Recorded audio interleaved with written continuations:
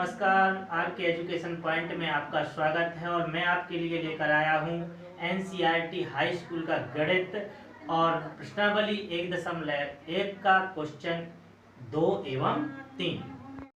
तो देखिए, प्रश्नावली 1.1 का दूसरा क्वेश्चन है, दर्शाइए कोई धनात्मक विषम पूर्णांक 6q+1 या 6q+3 या 6q+5 के रूप का होता है।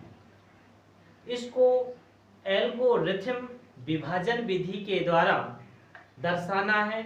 तो देखिए, सबसे पहले जैसे कि मैंने अगले क्वेश्चन में बताया था कि एल्गोरिथम विभाजन में भाज्य बराबर भाजक गुणे भागफल धन शेषफल होता है। भाज्य बराबर भाजक गुणे भागफल धन शेषफल, तो भाज्य को a से प्रदर्शित करते हैं, भाजक को b से प्रदर्शित करते हैं और भागफल को q से प्रदर्शित करते हैं और शेषफल को r से प्रदर्शित करते हैं। तो हमें सूत्र याद रखना है a बराबर bq+r। इसी से हम 6q+1 6q+3 6q+5 का रूप दर्शा सकेंगे। तो इसके लिए देखिए, सबसे पहले माना कि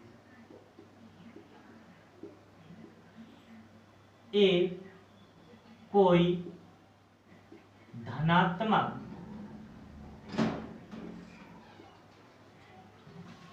विषम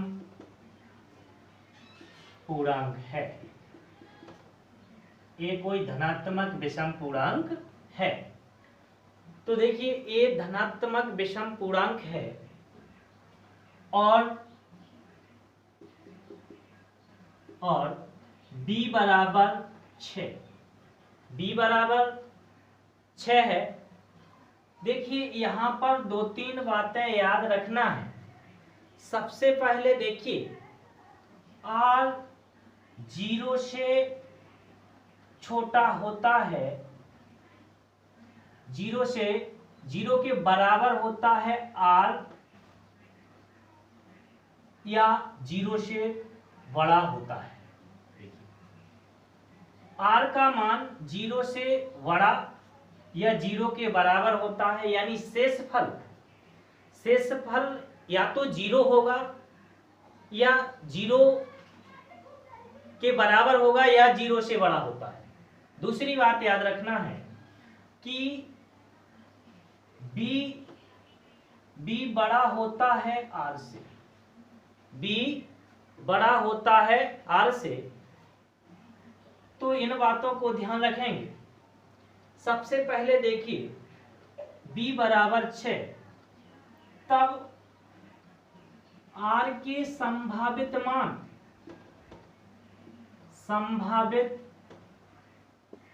मान 0 1 2 3 4 5 होंगे, क्योंकि b से अधिक मान r के होते ही नहीं, शेषफल हमेशा छोटा होता है। तो देखिए, भाजक अपना b है 6। देखिए, r बराबर 0 लेते हैं और अपन को ध्यान रखना है कि a बराबर bq+r होता है। तो a बराबर b का मान कितना है 6। तो देखिए, 6q+r का मान है 0, तो a बराबर हो जाएगा 6q। दूसरा देखिए, मान है r बराबर 1, r बराबर 1। तो जैसे कि देखिए, a बराबर bq+r होता है, तो a बराबर b का मान 6 है, Q हो गया और R का मान 1 हो गया। अब R बराबर लेंगे 2, तो देखिए यही सूत्र A बराबर BQ प्लस R, तो A बराबर 6Q प्लस 2। अब R बराबर लेंगे 3, तो देखिए ये हो जाएगा A बराबर BQ प्लस R, तो A बराबर 6Q प्लस 3। अब R बराबर लेंगे 4, तो A बराबर BQ प्लस R, तो A बराबर 6Q प्लस 4। अब देखिए R बराबर 5 रखते हैं, तो A बराबर देखिए BQ प्लस R, तो A बराबर 6Q प्लस 5 होगा। अब देखिए चूंकि A एक विषम संख्या है, विषम पूर्णांक है, A एक विषम पूर्णांक है, तो 6Q प्लस 2 और 6Q प्लस 4 मान नहीं हो सकते हैं,